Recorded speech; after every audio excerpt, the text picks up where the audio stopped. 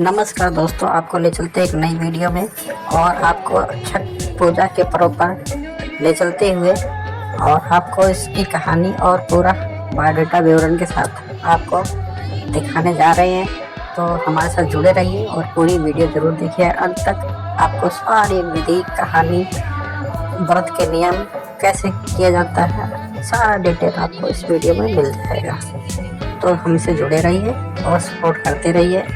आपका प्यार और सपोर्ट हमेशा सदा बना रहे। तो आइए शुरू करते हैं हमारे साथ, चलिए और इस वीडियो का आनंद लीजिए। ये सिर्फ एक कहानी नहीं बल्कि कई पौराणिक आख्यानों, ऐतिहासिक मान्यताओं और लोक आस्थाओं का संगम है। छठ महापर्व की विस्तृत कथाएं एवं पौराणिक इतिहास। छठ पूजा, जिसे सूर्य षष्ठी या डाला छठ के नाम से भी जाना जाता है, मुख्य रूप से सूर्य देव और उनकी बहन छठी मैया देवी षष्ठी को समर्पित है।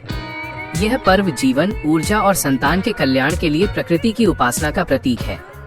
इसकी शुरुआत और महत्ता को दर्शाने वाली 3 प्रमुख कथाएं हैं। 1. संतानहीन राजा प्रियंवद की कथा, छठी मैया का उद्भव। पौराणिक कथाओं के अनुसार एक समय राजा प्रियंवद थे जिनकी रानी का नाम मालिनी था। राजा बहुत दयालु और धार्मिक थे, लेकिन संतानहीन होने के कारण वे हमेशा दुखी रहते थे। उन्होंने अपने दुख को दूर करने के लिए कई यज्ञ और अनुष्ठान किए, पर कोई लाभ नहीं हुआ। अंत में महर्षि कश्यप ने उन्हें एक विशेष पुत्रेष्टि यज्ञ करने की सलाह दी। राजा ने यज्ञ किया और प्रसाद के रूप में खीर रानी मालिनी को खिलाया। समय आने पर रानी ने एक पुत्र को जन्म दिया, पर दुर्भाग्यवश वह शिशु मृत पैदा हुआ। इस असहनीय दुख से राजा पूरी तरह टूट गए और अपने मृत पुत्र को लेकर श्मशान चले गए। राजा पुत्र वियोग में इतने विचलित हो गए कि उन्होंने स्वयं भी अपने प्राण त्यागने का निश्चय कर लिया। ठीक उसी क्षण आकाश से एक अद्भुत तेजोमय देवी प्रकट हुई।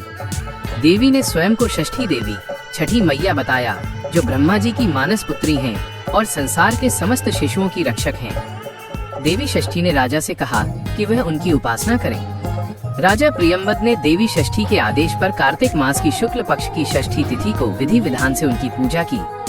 इस पूजा के प्रभाव से राजा के मृत पुत्र में तत्काल प्राण आ गए और वह जीवित हो उठा। राजा अत्यंत प्रसन्न हुए और उन्होंने लोक कल्याण के लिए इस व्रत का प्रचार किया। तभी से इस तिथि पर देवी षष्ठी, छठी मैया की पूजा और सूर्य उपासना की परंपरा आरंभ हुई। छठी मैया को नवजात शिशु के जन्म के छठे दिन भी पूजा जाता है, ताकि वो शिशु की रक्षा कर सकें और उसे दीर्घायु प्रदान कर सकें। 2. राम सीता द्वारा सूर्य उपासना की कथा, त्रेता युग। रामायण काल में भी छठ पूजा की महत्ता का वर्णन मिलता है। कथा के अनुसार जब भगवान श्री राम लंकापति रावण का वध करके अयोध्या लौटे तो उन्हें ब्रह्म हत्या का दोष लगा था। इस दोष से मुक्ति पाने और राज्याभिषेक की तैयारी से पहले उन्होंने और माता सीता ने अपने कुल देवता सूर्य देव की उपासना करने का निश्चय किया। वे मुंगेर बिहार के समीप मुद्गल ऋषि के आश्रम पहुँचे। ऋषि मुद्गल ने उन्हें कार्तिक शुक्ल षष्ठी के दिन सूर्य देव की आराधना करने का निर्देश दिया और इस व्रत की विधि बताई। श्री राम और माता सीता ने 6 दिनों तक मुद्गल ऋषि के आश्रम में रहकर कठोरता से यह व्रत किया और विधि विधान से सूर्य देव को अर्घ्य दिया। इस व्रत के प्रभाव से उन्हें ब्रह्म हत्या के पाप से मुक्ति मिली और अयोध्या में सुख शांति स्थापित हुई। माना जाता है कि मुंगेर में आज भी गंगा के बीच में एक शिलाखंड पर सीताचरण मंदिर स्थित है, जहाँ माता सीता ने ये पूजा की थी। इस घटना के बाद से यह पर्व सूर्यवंशी राजाओं और जन सामान्य में भी प्रचलित हो गया। 3. द्रौपदी और पांडवों की कथा, द्वापर युग। महाभारत काल में भी इस व्रत का विशेष महत्व रहा है। जब पांडव जुए द्यूत क्रीड़ा में अपना सारा राजपाट और संपत्ति हार गए थे, तब वे वनवास भोग रहे थे। वन में पांडव अत्यंत दुखी, निराश और चिंतित थे। तब धर्मगुरु धौम्य ऋषि ने उन्हें सलाह दी कि यदि वे अपने खोए हुए राज्य और वैभव को पुनः प्राप्त करना चाहते हैं तो उन्हें सूर्य देव और षष्ठी देवी का व्रत करना चाहिए। ऋषि की सलाह पर द्रौपदी ने ये व्रत करने का संकल्प लिया। द्रौपदी ने कठोरता से छठ व्रत रखा और सूर्य देव की उपासना की। उनकी भक्ति और श्रद्धा से प्रसन्न होकर सूर्य देव ने उन्हें वरदान दिया कि उनका कष्ट दूर होगा और उन्हें जल्द ही उनका राज्य और सम्मान वापस मिलेगा। इस व्रत के फल से पांडवों को कौरवों पर विजय प्राप्त हुई और उन्हें अपना खोया हुआ वैभव और राजपाट वापस मिला। तभी से यह मान्यता और भी सुदृढ़ हुई कि छठ व्रत रखने से व्यक्ति के समस्त संकट दूर होते हैं और उसे मनोवांछित फल की प्राप्ति होती है। निष्कर्ष, इस प्रकार छठ पूजा की कहानी केवल किसी एक घटना तक सीमित नहीं है, बल्कि यह सूर्य देव की शक्ति, छठी मैया की ममता और मनुष्य की अखंड आस्था का प्रतीक है। यह पर्व हमें सिखाता है कि प्रकृति, विशेषकर सूर्य, ही जीवन का आधार है और उसकी उपासना से ही आरोग्य, संतान, सुख और समृद्धि प्राप्त होती है। यह कठिन व्रत आत्मशुद्धि और संयम का पर्व है, जिसे करने वाला हर व्यक्ति कष्टों से मुक्त होकर सुख का भागी बनता है।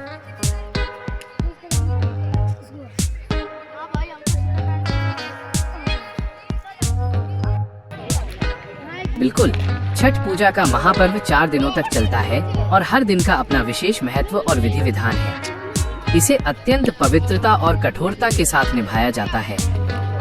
छठ पूजा के 4 दिनों का विस्तृत विधि विधान। छठ पूजा का व्रत सबसे कठिन व्रतों में से एक माना जाता है, क्योंकि व्रती को लगभग 36 घंटे का निर्जला बिना पानी उपवास रखना होता है। दिन 1, नहाए खाए, नहाओ और खाओ। यह छठ पर्व का पहला दिन होता है, जो चतुर्थी तिथि को पड़ता है। विधि: इस दिन व्रती, उपवास रखने वाला व्यक्ति पवित्र नदी या जलाशय में स्नान करते हैं। स्नान के बाद नए और साफ वस्त्र धारण किए जाते हैं। भोजन: व्रती घर की पूरी स्वच्छता सुनिश्चित करने के बाद केवल सात्विक भोजन ग्रहण करते हैं। इस दिन मुख्य रूप से कद्दू भात, कद्दू की सब्जी और चावल या चने की दाल बनाई जाती है। भोजन पकाने में सेंधा नमक का प्रयोग किया जाता है। व्रती के भोजन करने के बाद ही परिवार के अन्य सदस्य भोजन करते हैं। उद्देश्य: ये दिन शरीर और मन को शुद्ध करने तथा व्रत के लिए तैयार करने का प्रतीक है। दिन 2, खरना, लोहांडा। यह पर्व का दूसरा दिन यानी पंचमी तिथि होती है। इसे लोहांडा भी कहा जाता है। विधि: व्रती इस दिन पूरे दिन निर्जला उपवास रखते हैं। शाम की पूजा: शाम को व्रती नदी या घाट पर जाते हैं और पवित्र जल ग्रहण करते हैं। घर लौटने पर मिट्टी के चूल्हे पर विशेष रूप से गुड़ की खीर, रसिया और रोटी या पूड़ी बनाई जाती है। व्रत का आरंभ: सूर्य देव की पूजा करने के बाद व्रती यही प्रसाद ग्रहण करके अपना निर्जला व्रत 36 घंटे का उपवास आरंभ करते हैं। इस प्रसाद को ग्रहण करने के बाद व्रती को जल तक पीने की अनुमति नहीं होती है। विशेष: ये खीर खाने के बाद व्रती अगले दिन शाम के अर्घ्य तक कुछ भी ग्रहण नहीं करते। दिन 3, संध्या अर्घ्य, डूबते सूर्य को अर्घ्य। यह छठ पूजा का सबसे महत्वपूर्ण दिन होता है, जो षष्ठी तिथि को पड़ता है। तैयारी: इस दिन व्रती और परिवार के सदस्य मिलकर बांस की टोकरियों, सूप और डलिया, दौरा में पूजा का सारा सामान सजाते हैं। प्रसाद में ठेकुआ, चावल के लड्डू, कसार, फल जैसे गन्ना, केला, नींबू और मिठाइयाँ रखी जाती हैं। शाम की पूजा: शाम को सारा परिवार छठ घाट, नदी, तालाब या जलाशय पर जाता है। व्रती पानी में खड़े होकर डूबते हुए सूर्य को अर्घ्य देते हैं। अर्घ्य विधि: अर्घ्य देने के लिए सूप को सिर पर उठाकर रखा जाता है, जिसमें दूध और जल भरा होता है। इसके साथ ही छठी मैया की पूजा की जाती है और संतान तथा परिवार के सुख समृद्धि की कामना की जाती है। महत्व: ये अर्घ्य सूर्य की शक्ति, उषा को सम्मान देने के लिए दिया जाता है, जो अगले दिन सूर्य को उदय होने में मदद करती है। दिन 4, उषा अर्घ्य और पारण। उगते सूर्य को अर्घ्य और व्रत तोड़ना। यह छठ पर्व का अंतिम दिन होता है, जो सप्तमी तिथि को पड़ता है। सुबह की पूजा: रात भर जागने या बहुत कम सोने के बाद व्रती और परिवार के सदस्य पुनः उसी घाट पर एकत्र होते हैं। वे उगते हुए सूर्य का इंतजार करते हैं। अर्घ्य विधि: सूर्योदय के समय व्रती फिर से पानी में खड़े होकर कल रात की तरह सूप में रखे दूध और जल से उगते हुए सूर्य को अंतिम अर्घ्य देते हैं। व्रत का समापन: अर्घ्य देने और छठी मैया की पूजा पूरी होने के बाद व्रती घाट पर ही अदरक और गुड़ खाकर या दूध पीकर अपना 36 घंटे का कठोर उपवास तोड़ते हैं, जिसे पारण कहते हैं। प्रसाद वितरण: अंत में परिवार और दोस्तों के बीच प्रसाद बांटा जाता है और व्रत सफलता पूर्वक संपन्न होता है।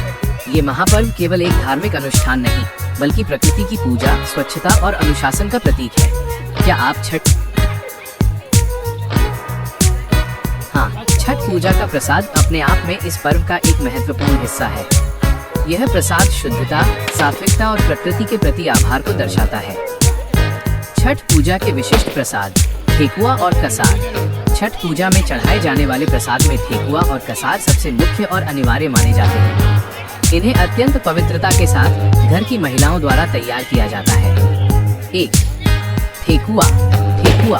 ठेकुआ छठ पूजा का सबसे महत्वपूर्ण प्रसाद है, जिसके बिना पूजा अधूरी मानी जाती है। परिचय: यह एक प्रकार का सूखा मीठा बिस्किट या पूरी है, जिसे लंबे समय तक सुरक्षित रखा जा सकता है।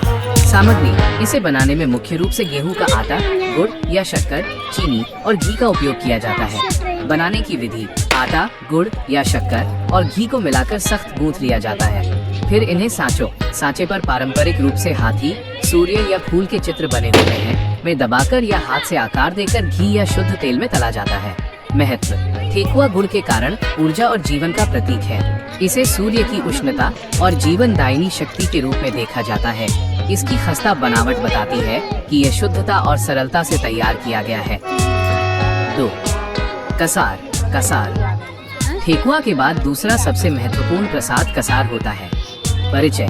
यह चावल के आटे से बना एक प्रकार का लड्डू होता है। सामग्री। इसे बनाने के लिए चावल का आटा, चावल को धोकर, सुखाकर और पीसकर बनाया जाता है। गुड़ और शुद्ध घी का उपयोग किया जाता है। बनाने की विधि। चावल के आटे को पहले हल्का भुना जाता है, फिर गुड़ को पिघलाकर चाशनी बनाई जाती है और उसमें ये भुना हुआ आटा मिलाकर छोटे छोटे लड्डू बनाए जाते हैं। महत्व।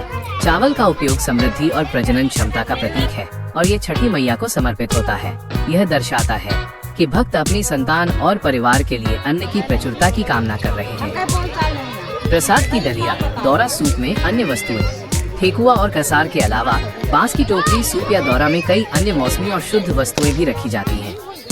गन्ना ईख, ये अनिवार्य होता है जो फसल की प्रचुरता और समृद्धि का प्रतीक है। केले का पूरा गुच्छा चढ़ाया जाता है जो फलदायी जीवन का प्रतीक है। नारियल, इसे शुभता का प्रतीक माना जाता है। मौसमी फल, सिंघाड़ा, नींबू, बड़ा वाला और अन्य फल चढ़ाए जाते हैं। दीपक और सिंदूर, पूजा के लिए मिट्टी के दिए जो शुद्ध घी से जलाए जाते हैं और लंबा नारंगी सिंदूर जो सूर्य का प्रतीक है चढ़ाया जाता है। यह प्रसाद अत्यंत सात्विक और पवित्र होता है जिसे व्रत पारण के बाद व्रती और परिवार के सदस्य ग्रहण करते हैं। क्या आप यह जानना चाहते हैं? छठ पूजा में बांस के सूप, डलिया, दौरा का महत्व। छठ पूजा में बांस की वस्तुओं का उपयोग कई कारणों से किया जाता है। 1. शुद्धता और पवित्रता का प्रतीक। प्राकृतिक सामग्री। बांस एक प्राकृतिक और पवित्र सामग्री मानी जाती है। पूजा पाठ में प्लास्टिक या धातु के बर्तनों की तुलना में प्राकृतिक चीजों को अधिक शुद्ध माना जाता है। बांस की डलिया, दौरा और सूप मिट्टी और प्रकृति के साथ हमारे गहरे जुड़ाव को दर्शाते हैं। पारंपरिक मान्यता। बांस के उत्पादों को बनाने में किसी कृत्रिम रंग या रसायन का उपयोग नहीं होता है, जिससे वे पूजा के लिए सबसे उपयुक्त और पवित्र माने जाते हैं। 2. समृद्धि और वंश वृद्धि का प्रतीक। बांस की विशेषता। बांस का पौधा बहुत तेजी से बढ़ता है और विपरीत परिस्थितियों में भी फलता फूलता है। यह वंश वृद्धि, दीर्घायु और अटूट जीवन शक्ति का प्रतीक है। कामना। व्रती बांस के सूप में प्रसाद रखकर सूर्य देव और छठी मैया से प्रार्थना करते हैं कि जिस तरह बांस का वंश बढ़ता है उसी तरह उनके परिवार और संतान का वंश भी फलता फूलता रहे और उनकी आयु लंबी हो। 3. सूर्य की किरणों को ग्रहण करना। पारंपरिक आकार। सूप का आकार ऐसा होता है कि वो अर्घ्य देते समय प्रसाद को ढंक कर रखता है और सूर्य की पहली और अंतिम किरणें उस पर सीधे पड़ती हैं। सूर्य के तेज का सम्मान। बांस की डलिया में प्रसाद को खुले और ऊपर की ओर रखा जाता है जो सूर्य के तेज और प्रकाश को खुले हृदय से ग्रहण करने का भाव दर्शाता है।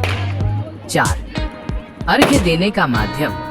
सूप में ही सभी प्रसाद रखे जाते हैं और इसे दोनों समय डूबते और उगते सूर्य को अर्घ्य देने के लिए व्रती द्वारा सिर पर उठाकर घाट तक ले जाया जाता है।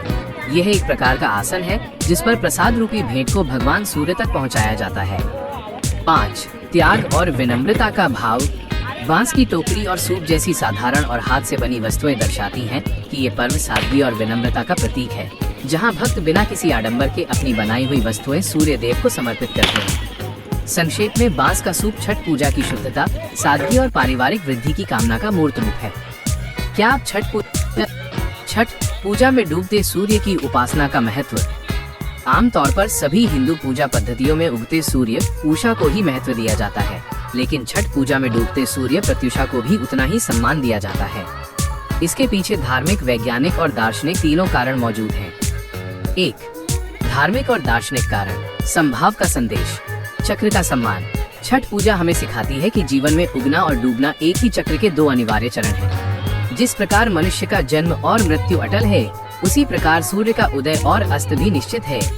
ये पर्व जीवन के हर चरण, शुरुआत उगते सूर्य और अंत डूबते सूर्य को समान भाव से स्वीकार करने का संदेश देता है। शक्ति का स्रोत। पौराणिक मान्यताओं के अनुसार सूर्य देव की 2 पत्नियां हैं, उषा उगते सूर्य की शक्ति और प्रत्युषा डूबते सूर्य की शक्ति। छठ पूजा में दोनों शक्तियों की संयुक्त आराधना की जाती है ताकि सूर्य की पूर्ण कृपा प्राप्त हो सके। अंतिम समय का सम्मान। डूबता सूर्य या अस्ताचलगामी सूर्य अपने जीवन की यात्रा पूरी करके विश्राम की ओर जा रहा होता है। भारतीय संस्कृति में हर विदाई को सम्मान दिया जाता है। इस प्रकार डूबते सूर्य की पूजा करके हम उनकी शक्ति, जिसने हमें पूरे दिन ऊर्जा दी, के प्रति आभार व्यक्त करते हैं। 2. वैज्ञानिक कारण। विशेष किरणों का प्रभाव। कम हानिकारक किरणें। वैज्ञानिक रूप से सूर्योदय और सूर्यास्त के समय सूर्य की किरणें सबसे कम हानिकारक होती हैं। इस समय ये किरणें अपने अधिकतम स्पेक्ट्रम पर होती हैं और विटामिन डी तथा अन्य लाभदायक तरंगों के साथ पृथ्वी तक पहुंचती हैं। ऊर्जा का संरक्षण। नदी या जल में खड़े होकर अर्घ्य देने से सूर्य की विशेष किरणें शरीर पर पड़ती हैं, जो शरीर को ऊर्जावान बनाती हैं। यह मान्यता है कि डूबते सूर्य को अर्घ्य देने से स्वास्थ्य पर सकारात्मक प्रभाव पड़ता है। 3. सामाजिक कारण। समानता का प्रतीक। समस्त भक्तों के लिए छठ पूजा में डूबते सूर्य को अर्घ्य देना इस बात का प्रतीक है कि सूर्य का आशीर्वाद किसी के लिए भी कम नहीं होता, चाहे वो उनका पहला दर्शन हो या अंतिम। यह अमीर गरीब, उच्च निम्न सबके लिए समानता और एकता का भाव भी लाता है, क्योंकि सभी एक ही घाट पर एक ही समय सूर्य की उपासना करते हैं। संक्षेप में, डूबते सूर्य की पूजा करके भक्त न केवल सूर्य देव को आभार प्रकट करते हैं, बल्कि जीवन के अटल सत्य और प्रकृति के निरंतर प्रवाह को भी स्वीकार करते हैं। क्या आ तरह के गहरे कारण हैं? 36 घंटे के निर्जला व्रत का महत्व। व्रती, उपवास करने वाला, दूसरे दिन शाम को खरना का प्रसाद खाने के बाद से लेकर चौथे दिन सुबह उगते सूर्य को अर्घ्य देने और पारण करने तक लगभग 36 घंटे तक बिना अन्न और जल के रहते हैं। 1. धार्मिक और आध्यात्मिक कारण। कठिन तपस्या, अखंड आस्था का प्रतीक। ये व्रत छठी मैया और सूर्य देव के प्रति अडिग विश्वास का प्रतीक है। भक्त इस कठोर तपस्या के माध्यम से ये सिद्ध करते हैं कि उनकी आस्था और समर्पण सर्वोपरि है। आत्मशुद्धि, तप। शास्त्रों में माना गया है कि शरीर और मन की शुद्धि के लिए कठोर उपवास एक प्रभावी मार्ग है। ये निर्जला व्रत व्रती को सांसारिक इच्छाओं से दूर करके आध्यात्मिक ऊर्जा से भर देता है और मन को एकाग्र करता है। वरदान प्राप्ति। यह मान्यता है कि जितना कठिन व्रत होता है, उसका फल उतना ही मीठा होता है। संतान की दीर्घायु, स्वास्थ्य और परिवार की समृद्धि जैसे बड़े वरदान की कामना के लिए इतनी लंबी तपस्या आवश्यक मानी जाती है। 2. वैज्ञानिक और शारीरिक कारण। कायाकल्प। कायाकल्प, डिटॉक्सिफिकेशन। आयुर्वेद और प्राकृतिक चिकित्सा के अनुसार लंबे समय तक उपवास करने से शरीर को भोजन और पानी पचाने के कार्य से मुक्ति मिलती है। इससे शरीर की आंतरिक सफाई होती है, जिसे डिटॉक्सिफिकेशन कहते हैं। पाचन तंत्र का आराम। निर्जला उपवास से पाचन तंत्र को पूर्ण आराम मिलता है, जिससे शरीर अपनी ऊर्जा विषैले तत्वों को बाहर निकालने में लगाता है। माना जाता है कि इससे शरीर की रोग प्रतिरोधक क्षमता, इम्यूनिटी बढ़ती है। प्राण शक्ति का जागरण। बिना पानी के रहने से शरीर की प्राण शक्ति का जागरण होता है और व्रती अधिक ऊर्जावान महसूस करते हैं। यह शरीर के जल और ऊर्जा के प्राकृतिक चक्र को संतुलित करता है। 3.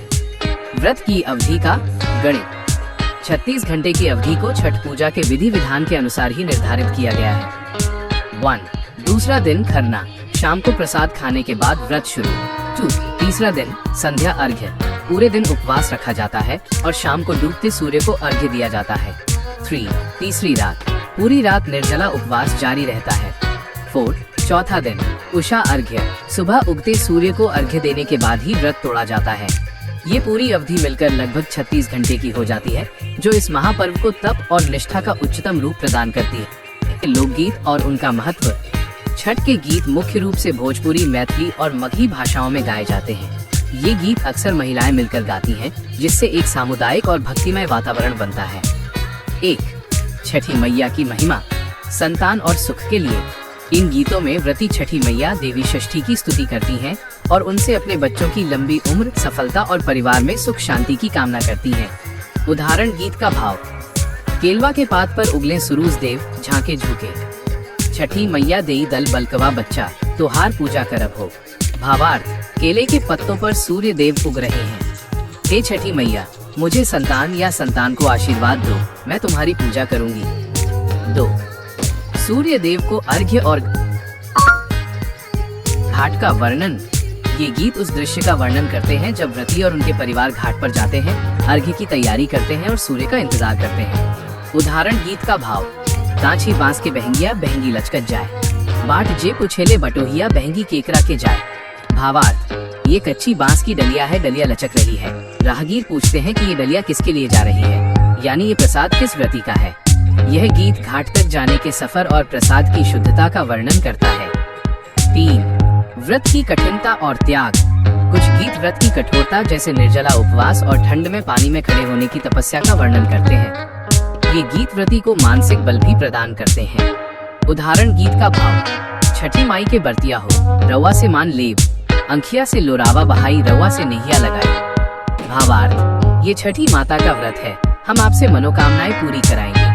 आंखों से आंसू बह रहे हैं, पर हम आपसे ही प्रेम भक्ति लगाते हैं। 4. पारंपरिक प्रसाद का उल्लेख।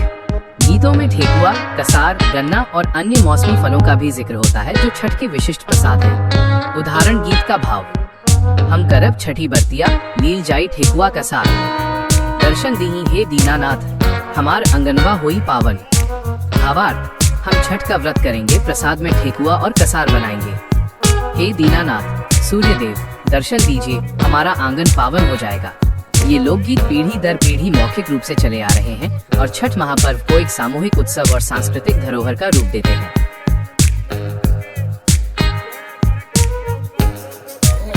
तो दोस्तों, आप सभी वीडियो का आनंद ले रहे हैं, भरपूर मज़ेदार छठी मैया पर्व के ऊपर। तो हमारे साथ जुड़े रहिए, पूरी वीडियो देखते रहिए, अंत तक पूरी देखिएगा। आपको इस वीडियो के अंदर सब कुछ पूरी जानकारी समेत आपको बताई जा रही है और दिखाई जा रही है, और व्रत करने के काम जो चीज़ें हैं सब आप सभी को इस वीडियो के दौरान देखने को मिली है। तो दोस्तों, बने रहिए और पूरा दृश्य देखिए। उगते हुए सूरज डूब रहा है, की ओर जा रहा है।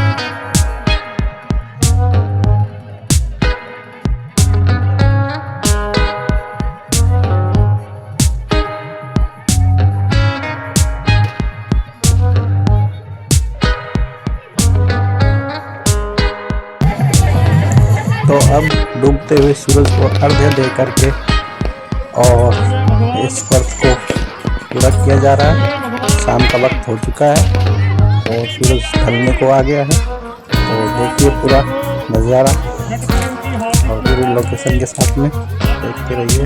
सभी लोग पानी में पूरा खड़े होकर के और पूजा अर्चना वह अपने अपने स्तर पर सभी लोग कर रहे हैं। तो दोस्तों जुड़े रहिए और देखते रहिए। देखिए किस तरह से पूजा वगैरह हो रही है। तो चलते चलते आप सभी को ये पूरा दृश्य दिखाया जा रहा है। और वीडियो को लाइक कीजिए, चैनल को सब्सक्राइब कीजिए और वीडियो पसंद आए तो चैनल को जरूर करके सब्सक्राइब करना। और छठी मैया की कृपा से आप सभी को इस व्रत के पावन अवसर के अनुसार बहुत बधाई है। और आप सभी का प्यार और सहयोग बना रहे, बस यही कामना करते हैं। और दोस्तों इसी तरह पूरी छठी मैया की कहानी और पूरी वीडियो के साथ आपका पूरा विवरण इस वीडियो में हमने दर्शा दिया। सो नेक्स्ट वीडियो के लिए आप इंतज़ार कीजिए, जल्दी आप तक फिर पहुँचेगी।